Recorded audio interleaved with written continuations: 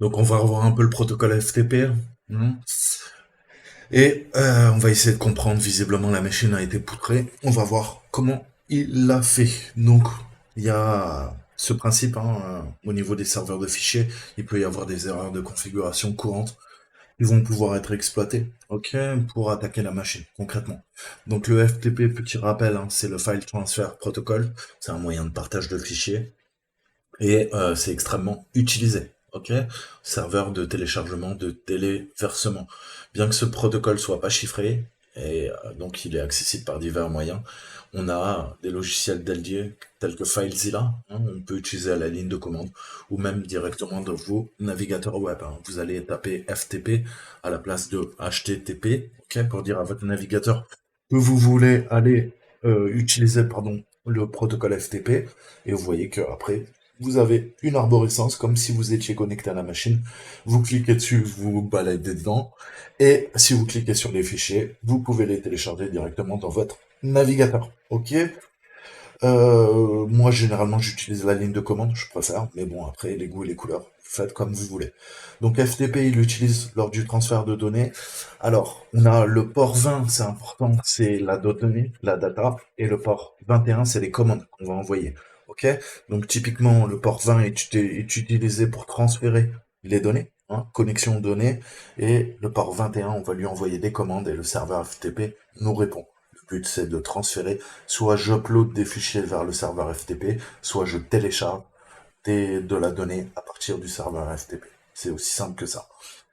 Donc les commandes impliquent des actions telles que la liste ou la navigation dans les répertoires, l'écriture des fichiers, pardon, tandis que le port de données est l'endroit où les données réelles, telles que le téléchargement ou le téléversement de fichiers, est effectué. Ok. Donc très souvent, hein, on a le principe d'Anonymous. Pourquoi Anonymous d'ailleurs? Parce que vous pouvez vous connecter en anonyme. Ok. Avant que les données puissent être partagées, le client doit se connecter au serveur FTP. Il s'agit de déterminer les commandes que le client a l'autorisation d'exécuter et les données qui peuvent être partagées. Certains sites web utilisent FTP pour partager des fichiers, euh, pour le pousser vers le serveur web, ok? Et naturellement, bah, on a besoin généralement d'un nom d'utilisateur et d'un mot de passe, ok? Mais c'est possible aussi des fois qu'il soit configuré en mode anonyme. Dans ce cas-là, vous avez juste à taper Anonymous et aucun mot de passe, ok? Et parfois, ça peut être une faille, puisqu'on va pouvoir s'en servir pour récupérer des données compromettantes ou pouvoir faire notre pivot au niveau du réseau, au niveau de la machine, ok?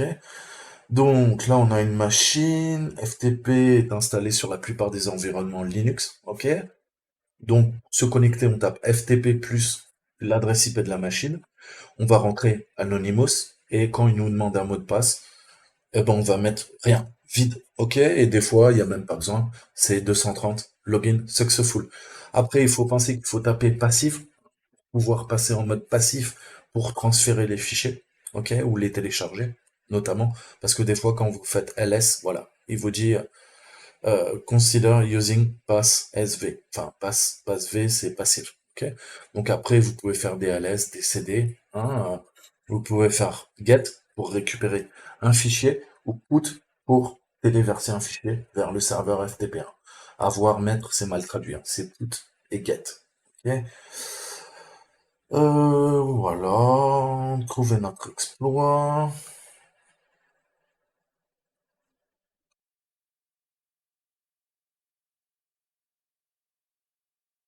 Donc là, ça crée une backup avec le date, ok, au redatage. Donc, ça fait une sauvegarde à la date du jour. Hein. Hmm, ok. Donc le script s'exécute chaque minute. Ok. Et ça crée un sauvegarde d'un dossier, le stock dans le répertoire personnel d'Elf MacGyver. Donc on pourrait éventuellement remplacer les commandes exécutées dans le script par nos propres commandes malveillantes. Le téléchargement d'un fichier nécessite une autorisation distincte qui ne doit pas être accordée naturellement à l'utilisateur Anonymous. Sinon, bah, c'est là que le drame intervient. Donc on va regarder, hein, on va utiliser notre charge utile, on va faire un payload en bash classique, hein, bash i interactif, Redirection des flux, puisqu'on veut ouvrir un canal de communication, on ouvre, ok? On redirige vers dev TCP, ça nous permet de récupérer notre canal de communication en TCP IP. Ok, je mets l'adresse de mon Kali, je choisis un port que j'aurai ouvert, ok, et j'ouvre un listener sur le 444, ok, et je referme, ok, puisqu'un canal de communication, c'est un début, une fin, ok. Ça, c'est la redirection des flux, ok. 0, 1, 2, rappelez-vous, sur Linux, je vous en ai déjà parlé. Donc on va pousser ça, on met le netcat, on va essayer de faire un put, hein, pour pousser, et toutes les minutes, hein, ça va exécuter notre commande, on va récupérer la main là-dessus.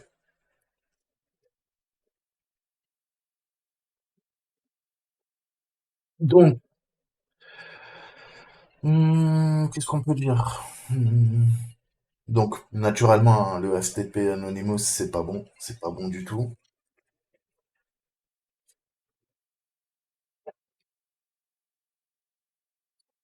Dès que vous voyez une sauvegarde, vous pouvez modifier s'il y a un script de sauvegarde légitime, ça peut être un très bon endroit pour pousser notre reverse shell. Ok. Et naturellement, s'il il s'exécute en tant que root, vous récupérez la main sur le système en tant que root. Ok?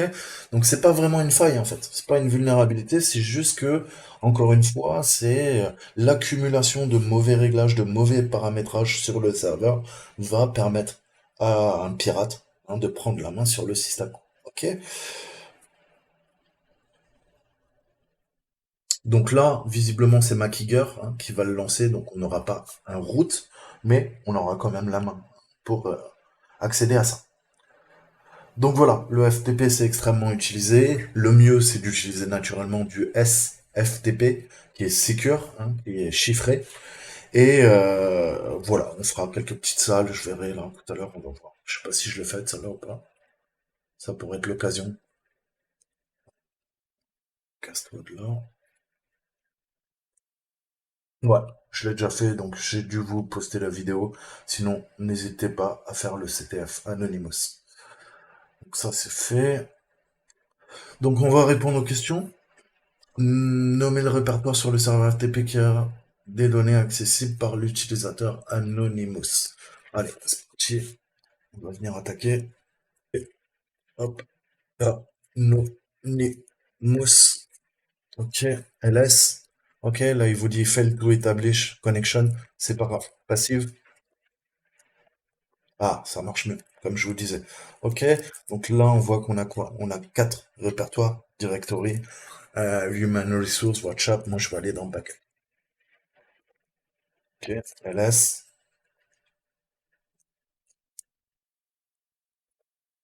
Hmm, ok, il n'y a rien dedans. Intéressant.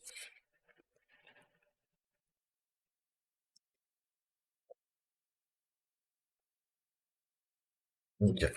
Donc, dans public, on a deux trucs. Qu'est-ce que je vais faire? Je vais récupérer, je vais faire un get sur shopping, list.txt, et je vais faire un get sur backup.sh. Ok, donc là on est bien, j'ai récupéré les fichiers, bien sûr on va les lire pour avoir de plus amples informations sur les données qu'on a exfiltrées.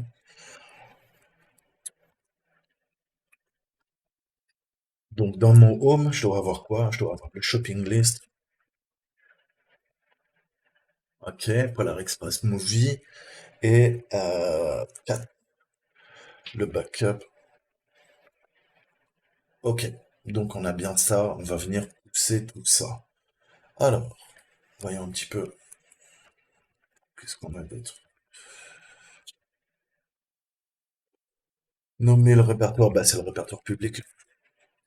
Quel est le script qui est exécuté? On l'a vu. Backup.sh. Quel film? C'est The Polar, je suppose.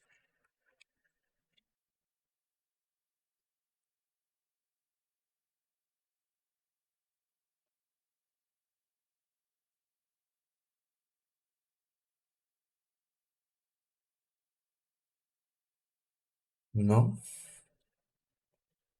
sur sa liste de courses express. Mhm. Télécharge le nouveau script, ok. On peut prendre une minute. Ok. Donc, je vais essayer avec mon ami. Euh, donc, on va faire un sudo nano. Je vais éditer euh, backup SH. Ouais.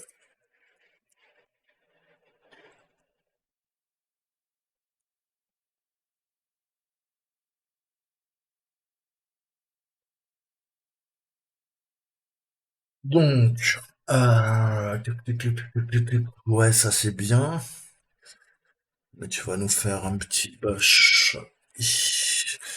Redirection vers personne, ouverture du flux TCP.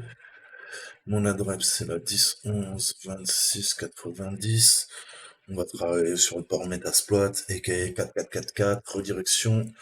Je veux récupérer de 0 à 1. Ok, tout ce qui se passe sur le serveur arrive dans mon terminal. C'est le principe du reverse shell. Ok, donc là on est pas mal. Je vérifie la syntaxe. Ok. Ensuite, qu'est-ce qu'il me faut? Faut que j'ouvre le port UFW hello sur le 444. Putain, mais il se fout de ma gueule ou quoi?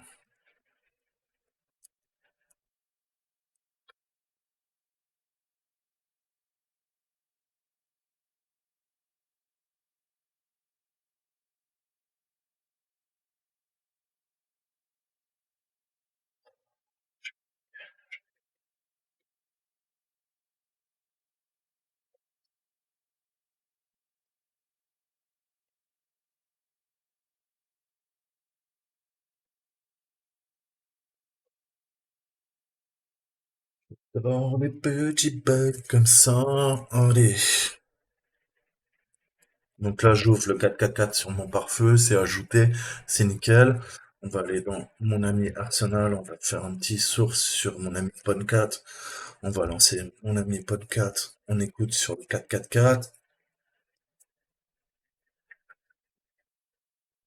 Ok. Le chat, il attend la communication. Et maintenant, on n'a plus qu'à pousser. Pousser ça, je vais faire un put dans SH.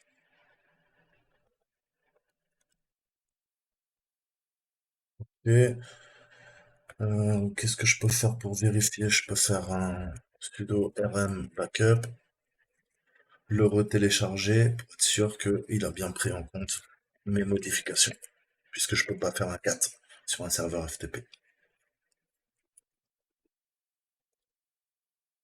Ok, il a bien pris mon payload. Donc là, bah écoutez, c'est fait. On voit que il récupère la main. Je fais un contrôle D, j'arrive là-dessus et j'ai le flag. Ok, donc voilà, simple mais efficace. Et je peux pas pousser le mot de passe password. Ok, run un plan.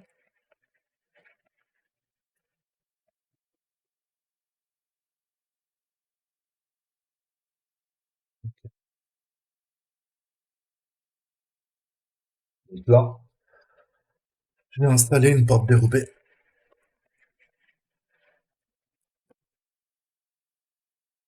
Alors, qu'est-ce qu'on peut voir? Si je fais un 4 sur ETC Shadow, qu'est-ce qu'il a ajouté?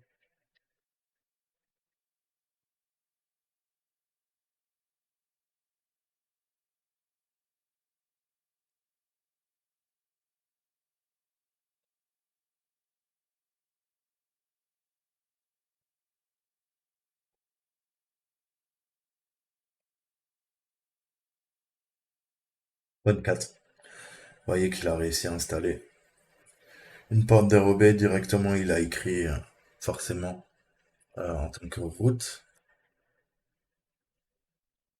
et on peut se connecter. SU, on va essayer et vous voyez que j'y arrive. Ok. Directement, j'ai un nouveau compte, je suis Poncat et je suis route aussi.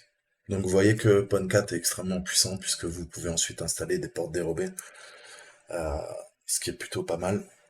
Euh, voilà, voilà. Enfin, il y a d'autres techniques, hein, après. C'était une petite démo.